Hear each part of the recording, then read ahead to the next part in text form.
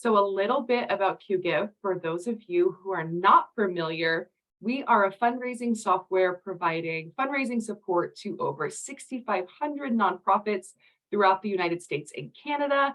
We offer a suite of fundraising features such as donation forms, peer-to-peer fundraising, event and auction management, text giving. I think it's all the fun parts of fundraising, but if you think QGIve could be an asset to your organization, please reach out and get in touch and we can have some additional conversations on supporting you in your fundraising.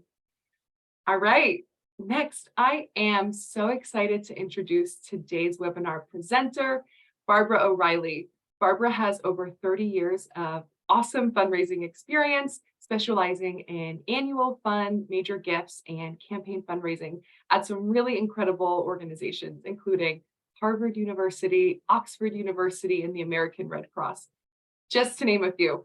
Barbara is now the principal and founder of Windmill Hill Consulting and works to help nonprofit organizations develop profitable fundraising strategies to build more effective donor relationships and to catapult their fundraising efforts. So you are all in for a true treat today. This presentation is a lot of fun and filled with amazing information. So without further ado, I'm going to turn the mic over to Barbara. Okay, great. Thanks, Wendy. And good afternoon, everyone. I am so delighted that you are taking an hour of your precious time to join us this afternoon. And I appreciate that you're going to indulge me a little bit in my sort of geek obsession with Bigfoot. I won't have it completely peppered through this presentation, but I had a lot of fun putting this deck together. So what we're going to talk about today is whether major gifts or large gift fundraising, however you want to call it, is in fact reality or myth, right? And I have had a lifelong obsession with Bigfoot ever since going to, somehow I remember being in a movie theater and there was some movie, which I realize now was just a movie, but in my mind, at the time I was quite young and I remember thinking it was real. It was like some sort of documentary and I was fascinated by it. And I always get sucked into those shows in search of Bigfoot, in search of Sasquatch, whatever they're called. I get sucked in every single time when they are on the hunt and they've got absolute concrete evidence that there's been a sighting and they know, the creature is out there. And then just at the 59-minute mark of the hour-long episode, nope, they didn't quite get them, right? And so in a lot of ways, major gifts fundraising or large gift fundraising can feel like that. We see everybody else, every other organization getting large gifts, transformational gifts. Nowadays, it's who's gotten a Mackenzie Scott gift. And yet for our own organizations, we might feel like that's impossible. It's just out of reach. It's not even feasible for who we are as an organization. So I want to really myth bust today and dive into a couple different areas. So first of all, starting from the donor perspective, what matters to them? What really drives giving for individuals in particular? Although there's definitely correlations to foundations and to corporations, but we're really today going to be focusing on individuals. We're also then just going to talk about how we devise and create and maybe even level up our own individual fundraising strategies so that we are continuing to set the stage for our organizations to raise increased gifts and focus on donor retention. I will in fact get on my little tiny soapbox about donor retention later on because that's a really important driver for long-term fundraising sustainability. And then finally, we're going to talk about how to create engagement with our audience, with our donor audience, so that they feel committed, that they might in fact increase their giving to those transformational gifts. So we're going to start with the big picture. This is from the Giving USA report, which comes out every June, which looks at national giving trends, and it estimates. So these are not 100%. They are as accurate as they can be in that moment in time, but they're aggregating lots of different data sources to give us a good snapshot of what the state of philanthropy is in the US. So in 2021, there was an estimated $484 billion, so almost 485 billion with a B. This number has continued to grow and grow each and every year. And in fact, in 2021, if we consider 2020 as sort of a real anomalous year for all of the reasons, in a typical sort of disaster year, if you would, usually the year after, giving levels start to return to what their pre-disaster levels were. And we didn't see that at all in 2021. In fact, it set a new record.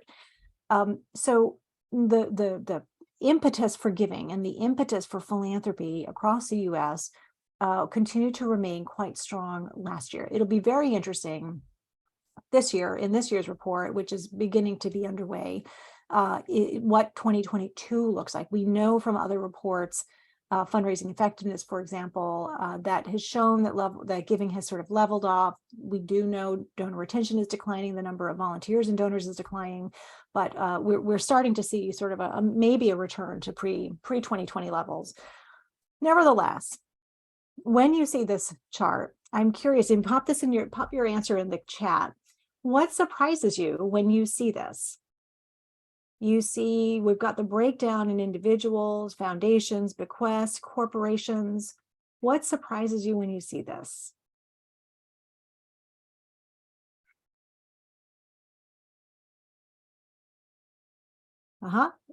Corporate gifts, we thought would be higher.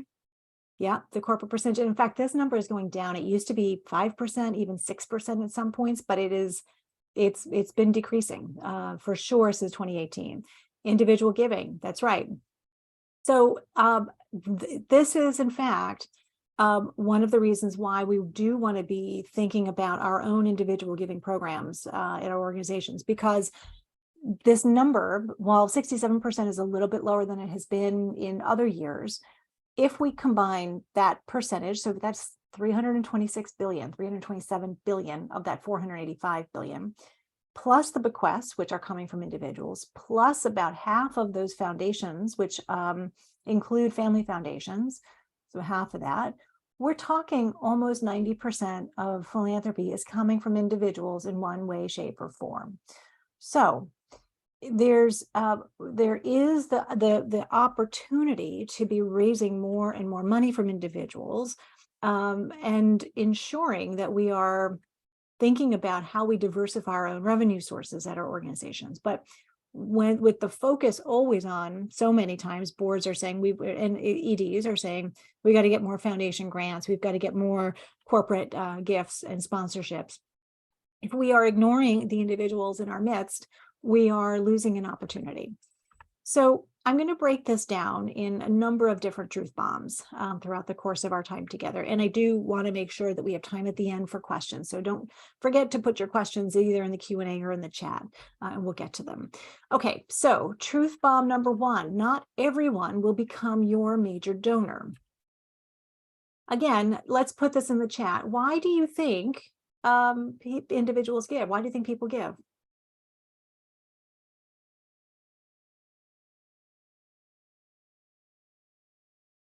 Personal connection. The mission resonates because they were asked. Yep, legacy, they believe in the mission, connection. Yes. So desire to better the community, for sure. So thank you. This is coming from the US Trust study of their high net worth philanthropists. So this was a number of years back. They were surveying their clients, but I will say that these sort of stats and drivers are pretty consistent with other studies I've seen that are serving other non-high net worth clients, donors at large of all levels. It is time and again, regardless of the study, the belief in the mission and the belief that the give can make a difference, the two primary drivers I see over and over again. Think about your own philanthropy and the organizations that you support. How do you decide who you're going to support? How do you decide what causes are important to you? You reflect on the things that are really driving your personal passions, right? It might be a family issue, family relation, family connection to a cause. It might be a grateful patient moment. It might be something else, personal interest or a hobby or something that really just connects with you for lots of different reasons. That is primarily the main driver. So when we start with that, we've got to get, anybody, if we only educated more people, then they will give to us. It may not necessarily be the case that that's not the mission of their choice, of their priority. But second to that is that the gift is going to make a difference. So when we think about this, and we saw this particularly with the surge in 2020, philanthropy at all levels for COVID, for racial justice, for a lot of political causes, particularly that year. People were giving because they felt like it was going to do something. It was going to change a life, improve a community, which I know was one of the responses in the chat. It was going to have some sort of impact that donor felt like was a way they can contribute, not just money, but contribute a change. And so these two, we have to always remember, are going to be shaping how donors are choosing us as an organization, our cause, and are deciding to give and at what levels. The other bits of this are important to pay attention to, but the reality is that when we are thinking about how we engage or how we even view who is going to be a donor to us or is a donor to us, remember that it's starting from their personal perspectives. So if we know that the donors are so committed in these ways to the personal connection and to the cause and the impact, that drive for impact, why they stop giving are lots of different reasons. And again, these are some that came from Bank of America, which became US Trust, their same survey of their high net worth clients. I've seen different responses from different surveys that are looking at why donors stop giving. The reality is that for the top reason, at least in this study, what I interpret this as is that they are giving, they were solicited too frequently or for too much. I don't necessarily think that that was too frequently in terms of volume, because the majority of organizations with whom my firm has certainly worked, and I know just generally, they're not over soliciting. They're not the machines of solicitations and working with direct mail houses and so forth that we typically see. The reality is, though, if we haven't reported back, if our organizations haven't reported back to that donor about just A, thank you for the gift, B, your gift is going to do X, Y, and Z. If we under communicate, the next time that they get a solicitation from us as an organization, they're going to think, wait, didn't I just make a gift? Oh, wait, what, they're asking me again?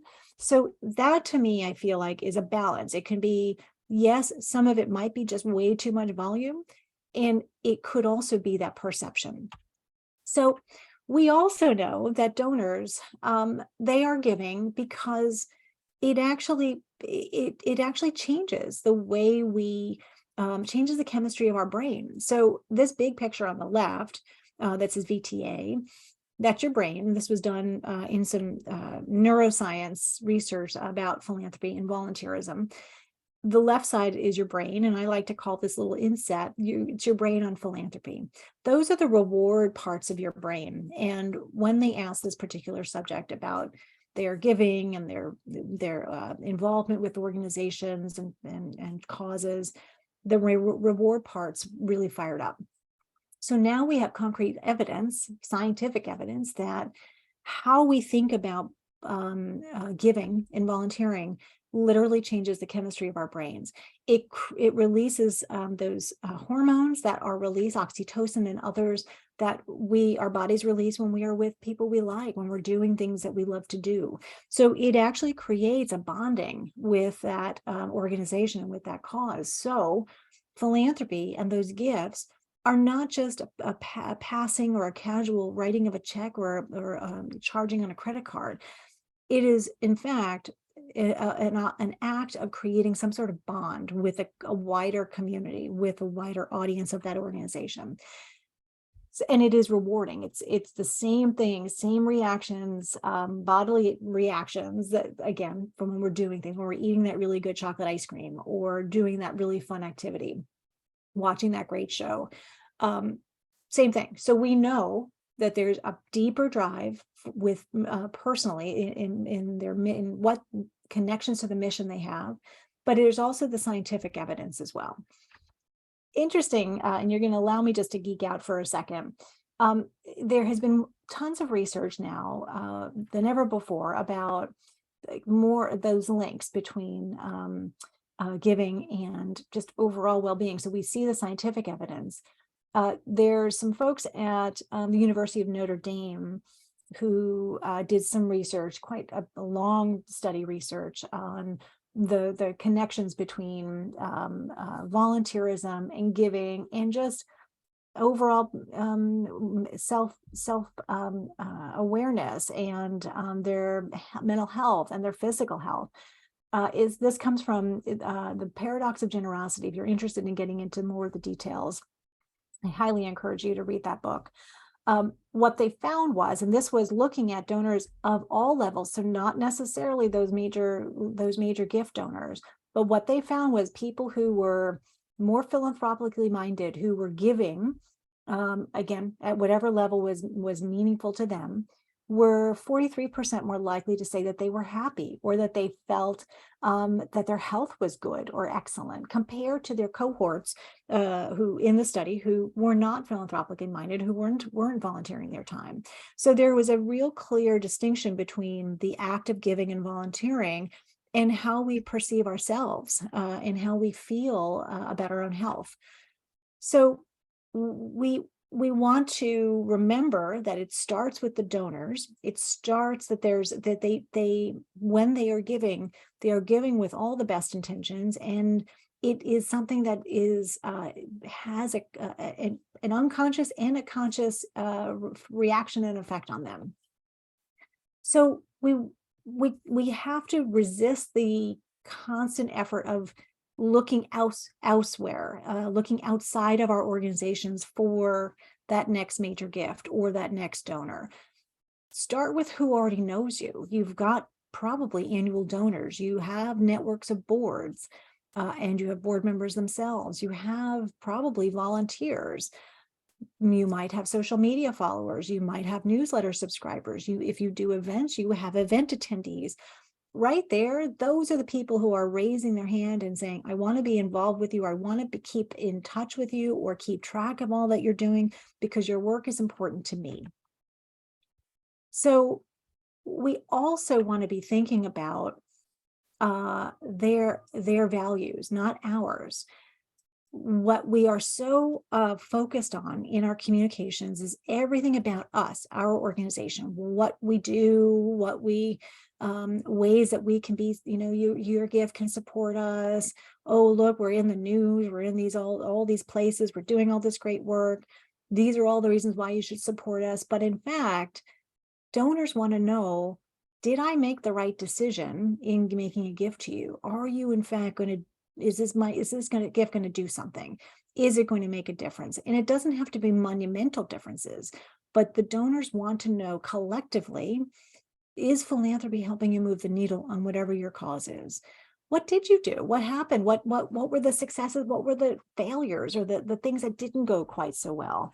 We as a nonprofit sector often get stuck in this feeling that we have to put our best face forward all the time. And in fact, donors really prefer that authenticity, that of messaging. They want to know, maybe you tried something that didn't work, or there was an unexpected or maybe an anticipated challenge that you couldn't work through.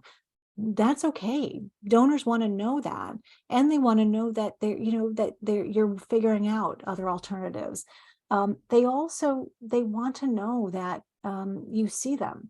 And again, this is not to suggest that you drop everything and put the spotlight always on your donors, but think about how it must feel when a donor makes a gift, right? They've gone through the thought process of identifying the cause and then the organization that's addressing that cause, and they take the time to make a gift.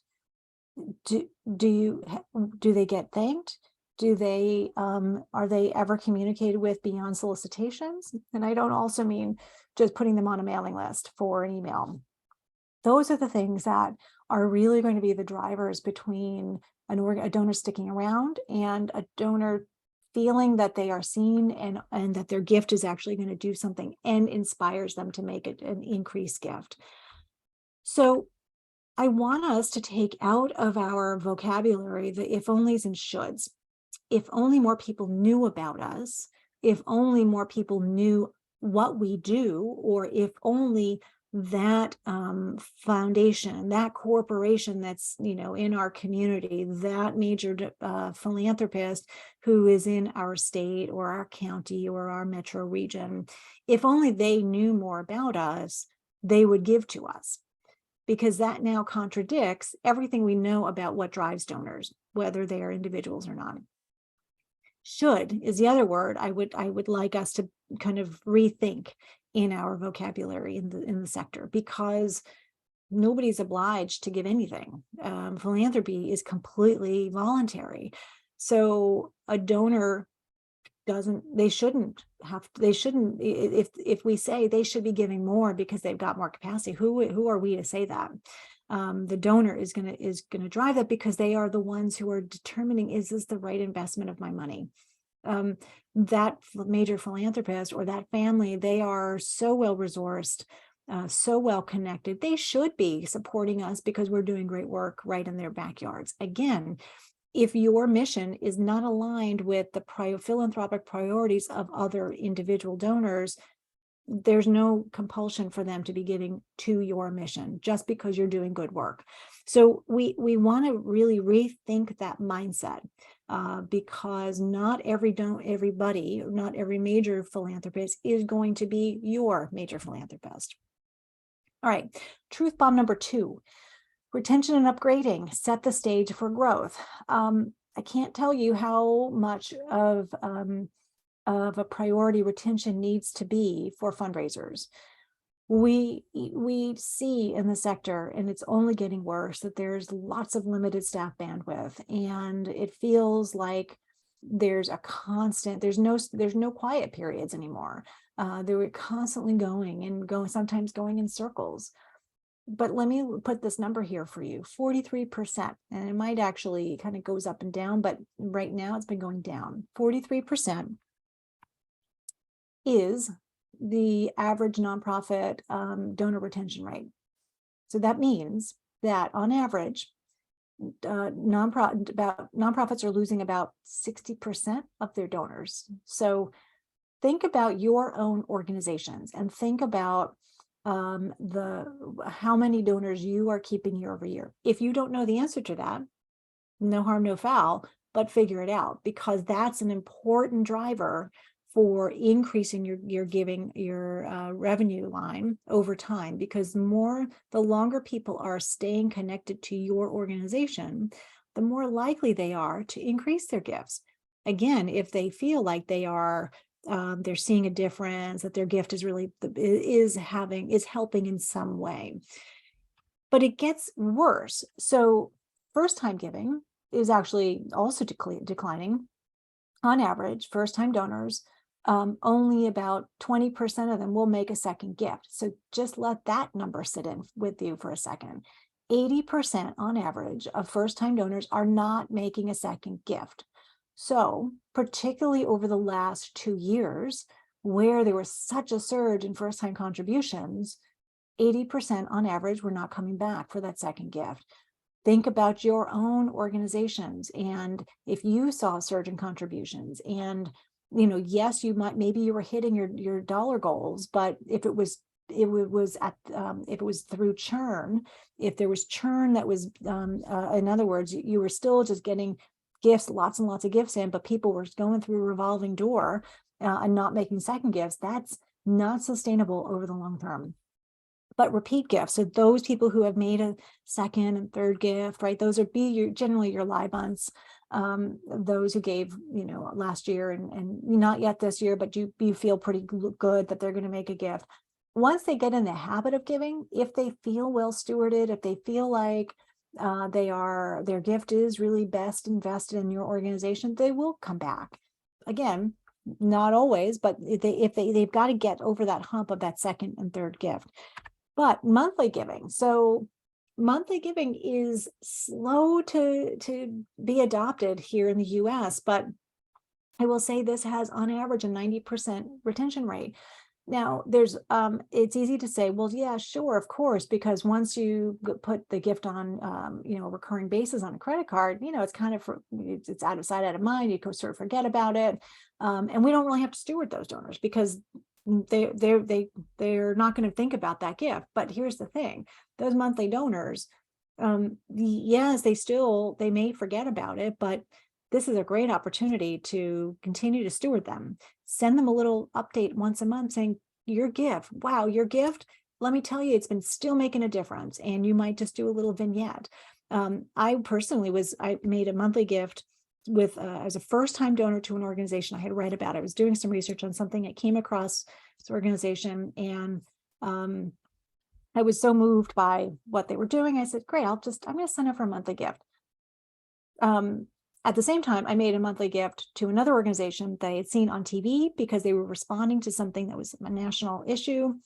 The two experiences were vastly different. The one organization that I had seen some visibility about, some media about, I got an email saying, thank you for your submission, which confused me because I didn't know what I had submitted. I read the email. It was so impersonal. It was maybe 2 lines. There was no person's name attached to it. It just said, thank you for your gift of whatever. It didn't remind me that it was a monthly gift. So I didn't know if maybe I didn't click it. Maybe I didn't do it right.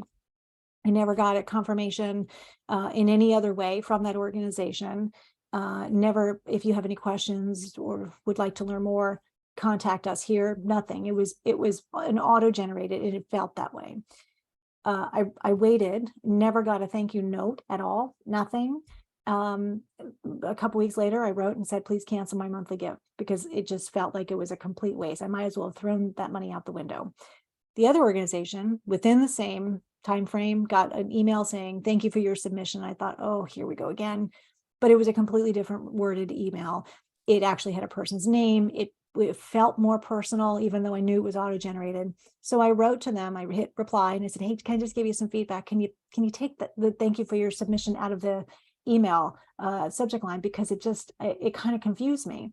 Somebody wrote me back, a human being actually wrote me back and said, gosh, thanks so much for that feedback. We're going to absolutely make that change. And thank you so much again for joining as a monthly donor, whatever. Every month, I'd forget about that organization, but every month I'd get a nice little note saying, thank you, your gift this month has been doing this and this. Thank you again.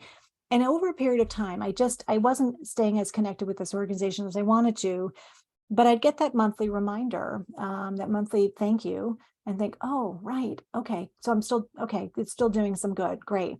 And then every month or in between that time, I might say, oh, I'm not really as connected as I wanted to. Maybe I should just cancel it. But then I'd get that nice note. And it would remind me that the work was still happening because of my small gift. So my point here is that we can't overlook, and nor should we take for granted, those monthly gifts, because that's an important way for people to stick around, also to stretch their gift because they can pay it out over in periods of a longer period of time. So think about that as a way to encourage your donors to give a little bit more than they would give.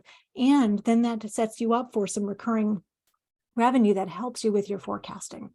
Okay, so I'm going to get off my donor retention soapbox.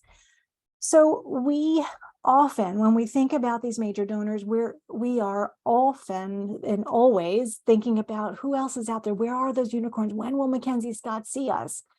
But they are, in fact, right under your noses. They're in your donor file already. You certainly want to be thinking about that communications cadence and reaching out to them. But you also want to ensure that you are communicating on a regular basis. So I would suggest that you are communicating on maybe a monthly basis, but certainly not just soliciting once a year.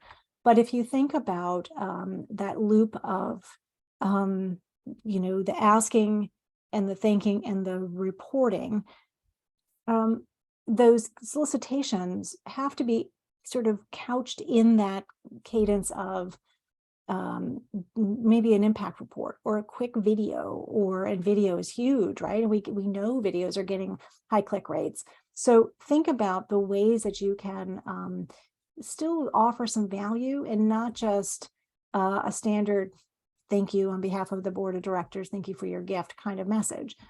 Showcase the stories that of people whose lives you're changing, and connect the donor to the work that you're doing in lots of different ways. So use the opportunities of and the assets and the great work you're doing to showcase in lots of different ways. And I am absolutely not suggesting that you create all of these new programs or new communications assets.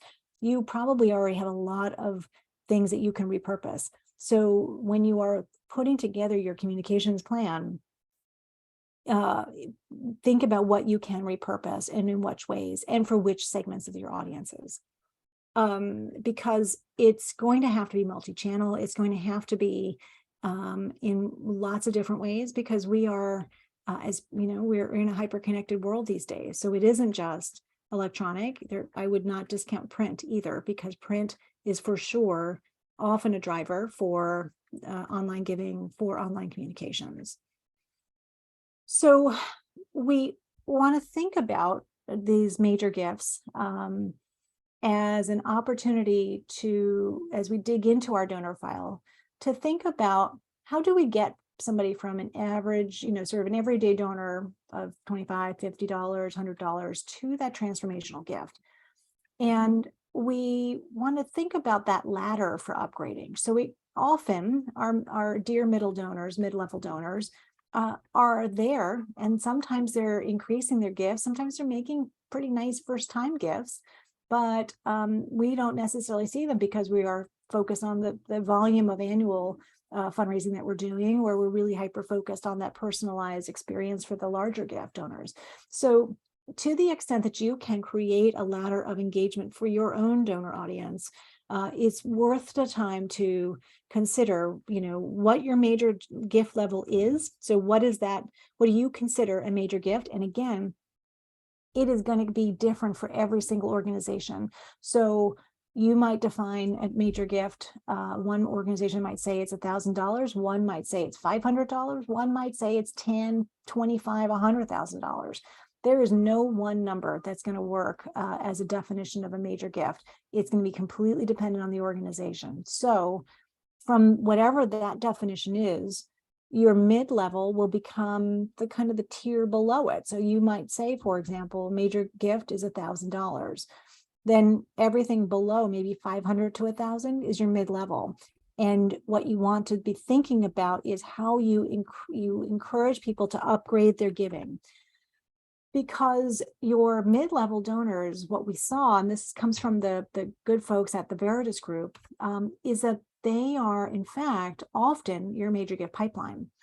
They are often the ones who are self-identifying. They are showing, as you can see here, that those organizations that have a mid-level giving program are able to kind of migrate about 3 to 3.5% of those donors to a larger gift potential or pipeline. And they are also more likely to be retained as well. Now, you might be saying, yeah, okay, that's great. I understand it in principle, but there's no way I can possibly put together this customized giving society experience. Mid-level donors don't want all the stuff. They want some substance. They want some value. They want to feel like they're part of that community. You are probably already putting the materials and the reports out there. But for a giving society, a mid-level giving society, or even if you want to consider them a major gift society, they make it as customized as you can. So a personal note or a board call, or repurposing a newsletter from somebody's email and saying, hey, I don't know if you saw this. I wanted to make sure I drew this, to your attention. These are the ways that donors who are giving at these levels want to feel like that they're part of something. So think about then how you prioritize who those donors are going to be. Segmentation is really the most important strategy for overstretched bandwidth. Where do we need to focus our time for the best ROI that's going to also set us up for success and sustainability and growth over time? Your CRMs should be able to, if you're utilizing them properly and well and have got good data in there, that's going to be your best asset for thinking about the different segments to be able to start to target your communications. So your current donors, for sure, maybe the largest, look at who the largest donors have been over the lifetime. That's where we usually start, but also look at who've been giving the longest over time. Maybe they're given $25 every year or a couple times a year, and they are so below the radar, you would never see them unless you actually looked who's been giving the longest. Those are also the people, by the way, who are more likely to be a planned gift or bequest donors as well. So pay attention to that. Those who are lower level, again, who maybe are just making token gifts for them, but they have much deeper capacity, and you've done some wealth screening and some data analytics to identify who those folks are. Those new donors, if we go in looking at this new donor list, knowing that 80% on average are probably not going to come back, how can we reverse that for our organizations? How can we kind of beat the odds and increase the number of new donors who make that second gift and continue to upgrade their giving, especially those who are first-time donors who are giving, maybe they're self-selecting and making a larger gift, maybe $500 first-time gift or $1,000 or even higher. Those people are saying, hey, I really believe in your work and I want to invest in your success. Pay attention to those folks as well. Those donors who've stopped giving, who've become inactive or lapsed, they were giving for a reason, for those personal reasons, most likely. Why did they stop giving? And if you don't know the answer to that, send them a survey, a 3-question survey to find out what happened. You might make light of it. Say, was it something we said? Was it something we did? And ask them why they stopped giving, because that data, that insight's going to be really useful for you as well. It might simply be that they didn't know they stopped giving. They might have just forgotten, which is also important to be aware of. So, who are those major donors? Oops, let me get back. I didn't put Mackenzie Scott on here. I probably should replace her with Jeff Bezos, but we often, right? How many of us have been sitting around the board table with our board of directors and they say, okay, well, have we asked Bill Gates or have we asked Oprah? And I'm sure many of you are just shaking your head saying, yep, I've heard it way too many times. We often lose sight of that. But our major donors are the ones who are right in our files, under our noses, who we have access to, who believe in our mission, right? Who genuinely care about this cause. Going back to one of the earliest slides about number 1 reasons why donors give, and they have capacity. So if you are evaluating your donor audiences and the people in your donor database, and you're trying to figure out who are the ones who are our next large gift transformational donors, ask yourself these questions. Do we have access to them? Is there a way that we can get to them in a meaningful way?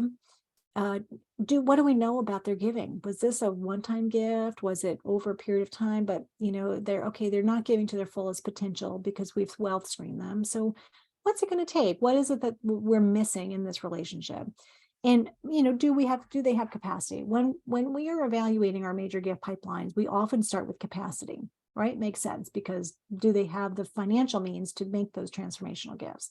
But I would encourage us to think about those other two as well, and maybe even start with belief, access, and then capacity. All right, truth bomb number 3. Major gifts results from the vision and not the need. Penelope Burke, who has written donor-centered fundraising, 2 different versions now, a new one that came out in like 2019, I think, and donor-centered leadership, had spent 2 decades, 2.5 decades, looking at donor motivations and what's important to donors. And what she basically said was fundraising underperformance is a failure to communicate. So if our donors don't know that we see them, if they don't know that their gift is helping in some way, they are not likely going to continue to give or continue or feel invested enough or inspired enough to make those larger gifts. We often just assume that donors are giving and they're going to keep giving, right? And we shouldn't be, there's that word should, but in this case, we really shouldn't be taking their gift for granted. Penelope also basically has found in her work that donors want 3 things. They want prompt and meaningful gift acknowledgement. They want to know that the gift is doing something specific. They want that example. Yes, there has been over the last number of years a move towards donors restricting their gifts more, but I think there's also the argument that can be made that donors really just want to understand, what's my $50, $100, $1,000 going to do? Give me an example of how you're going to put it to use. And again, not my personal $50 gift. I don't need reporting back on that $50, but I would like to know, what are the ways that it's going to be most valuable to your mission and your program delivery? And they want to know, did it actually help? And how are you going to continue to move the needle? And how can I be helpful again to you? So when we are talking about our missions and our visions and why we want donors to be investing in us, we have to, as Simon Sinek calls it, start with why. We so often talk about what we do, what our organizations do, and how we do them, but we should flip that and talk about why we exist, why we are doing the work that we're doing, and then what and how. Because in fact, the why questions, the why statements, again, fire off different parts of our brain. In fact, the part of our brain that makes decisions. So think about your communications in a way that's going to really resonate and inspire that donor to act, because it's the big bold vision. It's the thing that's just out of reach for your organization that is going to be transformational for your work. And how can the donors help you? So lots of different ways you can engage and inspire them. It might be the one-on-one visits. It might be boards and calls and thank you, notes, and it might be visits, personal visits, site visits. It could be smaller webinars or kind of behind the scenes calls, or used to be conference calls with the CEOs and EDs. Might be opportunities for advice, to ask for advice. We're rolling out a new marketing series. We'd love to get your take on this. How does it make you feel? What questions do you have? Are there things that we could be showcasing differently? Or, oh, you've been receiving our communications now for the last year. We'd love to get your thoughts. Are you reading them? What do you like about them? Those sorts of things. And then the small cultivation events, for sure, give those donors, again, not all your donors, but as you start to kind of look at your pipeline of those who have the capacity and the interest and that potential for larger gifts, how can you engage them further and showcase their work even more, showcase your work and their investment? And finally, truth bomb number 4, every one of your board members has a role to play in fundraising. And especially as you are building out your individual giving program and your major gift program, because they ultimately lead that culture of giving. They are the ones who are setting the tone. They are the ones who are setting that tone of hospitality. They are holding the organization to its integrity, the transparency and accountability, right? It's their part. That's one of their duties and responsibilities. They are also setting the example of their own gesture of time, of commitment. So you want them to be able to inspire others. And they should be setting a tone of gratitude. So we want our boards to be remembering that there are lots of different roles that they can play in building that donor engagement, because the reality is that those transformational gifts are not going to just drop out of the sky. It comes from lots and lots of time building relationships and getting to know those donors. And your board members can certainly have lots of different roles in that process, because board giving themselves are setting the example. They are putting their own personal financial capital into the mix. And oftentimes you'll find that foundations are asking, do you have 100% board giving? I'm not going to go through this slide. You will get these slides at the end. These are lots of different ways that you might brainstorm with your own board. So if they feel like they're not sure, if they come back with, I don't know, rich people, I don't know people I can ask for major gifts, that's fine. But then offer them this menu of other ways that they can be involved in helping you steward and engage your donors. Because they actually do influence donor retention. And in fact, look at this, right? This again comes from Penelope Burke's research. Her question to this that got to this response was, if you received a phone call from a board member within days of making your gift, how would that make you feel? Right here, these numbers, again, I know there's a variance between what people say they are going to do and what they actually do, but this right here talks about we're giving again, so retention and upgrading, right? They would more likely make a larger gift. So there are a lot of different ways that we can build that relationship with our donors that make them feel more and more invested, both emotionally and intellectually and financially, to lead to those transformational gifts, right? We've talked about ways to segment our audiences so we know where's the best opportunities to focus our limited bandwidth and time. We've talked about the way we communicate with our audiences so they feel invested. We've talked about other smaller and one-on-one, small group and one-on-one ways to connect with our donors. And we've talked about the ways that the boards can steward and create that sense of gratitude and culture of giving. Because at the end of it, it's going to be how they feel. Do those donors who become transformational donors, they're not giving their very best gift the first time, and nor are they giving that large gift with just a couple emails and an appeal. It takes relationship building to understand where the best connections are for them. And do we really feel that they are part of our collective organizational family and bond? So, okay.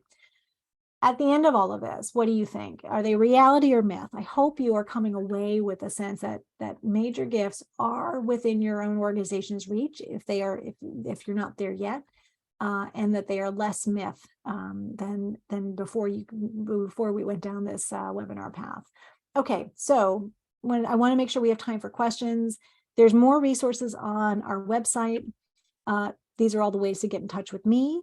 And Wendy, with that, I'm going to pass it back to you to see what questions we have.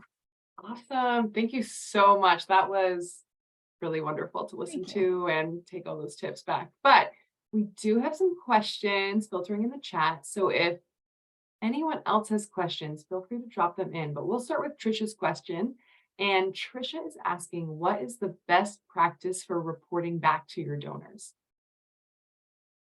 So there are a couple different ways I would suggest. There's the ongoing, periodic email, just a quick short video, perhaps from the field, or from your community. Could be a staff person or a program person, or your CEO or ED doing a quick video with just little updates. It doesn't have to be anything more than these are the things we're up to. These are the results we've achieved. This is what's coming up down the pike for us as an organization. It could also be impact reports that you produce annually. Now, I said impact reports, not annual reports. Annual reports, are seeing a resurgence, but they are becoming less of the donor listing for lots of different reasons. So impact reports, we know, are actually more meaningful for donors because it's opportunities to really showcase and give stories and give substantive kind of data. And data is to be used with very great limitations, because donors don't necessarily want to, you don't want to bury their good feelings in all lots of numbers, but there are going to be some who are interested in the data.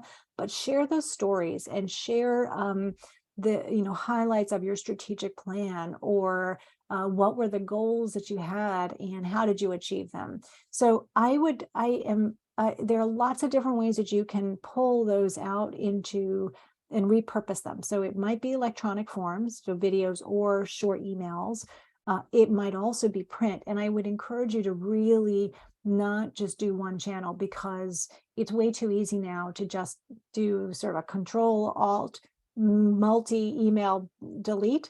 And then all of your hard work has been wasted because nobody's seeing it, right? They're getting too inundated. So really build in some print pieces as well.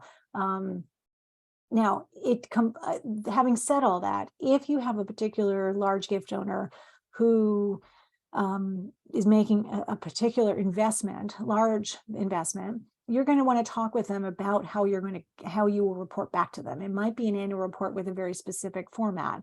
And that's going to be very tailored for them. But in general, I would say those impact reports could be short videos, which are more periodic, and then an impact report, which again, you can kind of chop up into different repurposed channels over time. Awesome, thank you. We have a question here from an anonymous attendee. What do you suggest for any nonprofits who get plenty of funding, just not from individuals? So maybe some heavy grant funding. What would you suggest for this organization?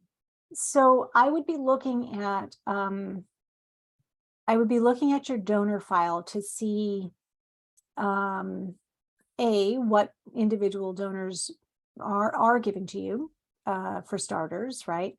I would also be looking at especially something called your dependency quotient. So this came out of some work that GuideStar, which was then called GuideStar, Board Source, the BBB Wise Giving Alliance, Independent Sector, AFP, a number of years back, in answer to a different way of defining fundraising effectiveness. You can Google dependency quotient, and it'll probably pop up with the resource for you. I think it comes from Board Source. What it basically does is it suggests, it gives like a little formula which says, look at your top 5 funders, and how much of that, of your revenue or of your organizational budget, is dependent on those top 5 funders. And if the answer is majority of it is, or a larger percentage of it is, then you need to ask that question of what's going to happen if any of those funders go away. And do you have the pipeline to fill that gap? That becomes your dependency quotient. Is also useful for you to then think about, do you need to diversify your revenue? Because there are some organizations that, quite frankly, may never get lots of individual gifts because their structures and their systems are not set up, nor will they ever be set up to diversify in those ways. And it's not a criticism, that's just an observation. And that might be the way it's going to be. But if your funding streams if they're very heavily dependent on 1 or 2 channels only, revenue sources, but you have some others who are still giving, maybe individuals, is it worth, do you have the resources that you can start to build that as a buffer? Because certainly what we saw in 2020 was that organizations that were very heavily skewed in one way or the other in their revenue, like particularly events, for example, or foundations or corporations, they suddenly had to figure out a plan B or C or D. So part of it is looking at, do you have the individuals within your file already? And what's your dependency quotient? And is this something that's an urgent, we've got to fix this now and try to diversify? That's kind of a shorter answer to probably a bigger question. All right, we have another question for an anonymous attendee. So donor advised funds are how mid-tier and high-tier donors are giving. What are practical tools to get info about your nonprofit organization into the hands of donor advised fund account holders? Yeah. So I will say that stewardship is essential for donor advised fund donors. I heard from, I was having a conversation with a community foundation, and they told me that they advise their donor advised fund holders, their clients, to make small first-time gifts from their DAFs to test the stewardship, to test whether or not the organization has good stewardship plans in place. And unless, of course, they have a restriction where they say, I don't want to hear from the organization, like that aside, often the donors will have and you will have it in the letter, you can contact the donor at this address, or yes, please send them information, or yes, you can report back to us and we will relay it on to the donor. If that's the case, then absolutely send the information, all the meaningful gift acknowledgments, all the reports, anything that's print or even electronic. You might check with the program officer, the gift officer at the DAF institution, because they are compelled, and it's sort of on them to report back to their clients if they get information from those nonprofits. Where we fall down as fundraisers is we see it comes from a DAF, we see it's from Fidelity or Schwab or Community Foundation, and say, oh, I don't even know who this person is, or how do I get to them? I'm not gonna send it to that organization, that Fidelity person, because who knows if it's going to get to them. It will get to those donors. But if you don't send it to them, then they won't. Then they will never hear from you. And that's a fantastic. It's a 100% guarantee that they will never give a gift again if they don't even get a thank you. So don't look at those DAF institutions as that barrier. Yes, they are to some degree gatekeepers because the donor has set it up that way, but also they are there as conduits. And sometimes that's just a way that the donor has set it up, but it doesn't mean that they don't want to have any relationship at all with you. So talk to those institutions to find out what's the best way that we can stay in touch with this donor. What would you recommend? Could we invite them to something? Would you mind facilitating that communication? Have the conversation with those organizations to determine the right way forward for those DAF gifts. That is great insight. I know it can be difficult to know where to start and navigate all of that. So thank you for sharing that. Mm-hmm. I know we're right at 1. If it's okay with you, we're going to hit all these questions. And attendees, you're going to get a recording. So if you need to hop off, that is okay. But we're going to keep going. So how do you articulate the impact of small gifts when you have a big budget? So I would look at it less as the impact of small gifts and more as the impact of philanthropy at large for your organization. What has happened because of the donors who are collectively investing in your organization, in your mission and vision? What has been the result? What have you been able to achieve because of that? It is donors of all levels, really, but especially everyday donors aren't necessarily saying, what did you do with my $25? They want to know, did my choice to invest in you along with these other donors do something? Did it make a difference? So think about your communications at large in that broader impact way. And yes, when you get more tailored and customized with larger gifts, you will want to work with the donor to identify what those reporting talking points will be, what they want to hear from you about. But at large, don't be thinking about it in terms of the level of gifts and did those gifts really make a difference or not. Donors are giving because they view you as the best solution to whatever the problem is that they are looking to solve. All right, we have a question here for Katie, and this came through when you were talking about building a culture of giving with your board. Mm-hmm. Her question is, what if the board is not involved? What is your advice in that situation? Baby steps. Baby steps. The short answer is really looking at how can you change the mindset and the perspectives and the buy-in at the board level to be involved in some way. It starts at the recruitment part, really, and what they think they're signing on to do. And I've seen many times, we've done board trainings for organizations whose boards really said, well, we were recruited, we didn't know we had to do anything with fundraising, we didn't know we had to make a gift. So it's baby steps, and identify what the barriers are, identify where the fears are, and identify what is possible in small increments to get them into a different mindset. That's very helpful. I know it can be tough navigating board members sometimes, so we all need advice on that. 100%. Mary here is wondering, how do you share stories when you have to maintain the privacy of the recipients who benefit? We help children and youth. Yep. Absolutely important question. I would say sometimes you can make the stories and the profiles more generic, so changing names for sure, and putting an asterisk saying not the real name. That's to the extent that you're able to still convey impact, what happened to that person or that child's life that was for the better because of the work or the program that they went through. And if you can keep it more generic, great. I have seen also aggregated stories, so components of different clients or those who are program participants, kind of bits from this person and that person's life and so forth. And I'm not sure, I'm the biggest fan of it, and I have heard sometimes some questions about whether that's 100% ethical.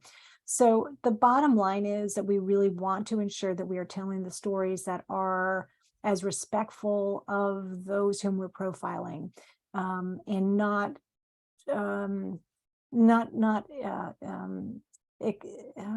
taking advantage of the situations for the benefit of your fundraising results. So respect, ethics, and figuring out if there's a way that you can still highlight stories, not show pictures, not tell the real names, but elements of it that can't ever be attributable, but still show that cause and effect because of this program that happened. Yes, absolutely. I worked for a child welfare organization. That's exactly what we did. Awesome. So we have one final question here from Cheryl. If anyone else has questions, please drop them in now. But Cheryl is wondering, where can I find out more about the dependency quotient? Yeah. I would Google dependency quotient and board source. I'm pretty sure board source has a white paper or a worksheet or something that describes it. It was part of the tools that came out of the overhead myth work that Board Source, Charity Navigator, GuideStar, and BBB Wise Giving Alliance did a number of years back. And I'm pretty sure I've seen something that came from Board Source with that. It actually breaks it down into a couple different steps and has a little formula for how you can define that. Awesome. I will do some digging as well, and I will try to include that tomorrow in the follow-up email so everyone can have that resource. But those are all our questions today. Barbara, thank you so much for your time. That was really a blast to be a part of, and there was some really awesome information that I think all our attendees are gonna really have some good luck with. So thank you to everyone for attending, and we will catch you on the next QGIve webinar.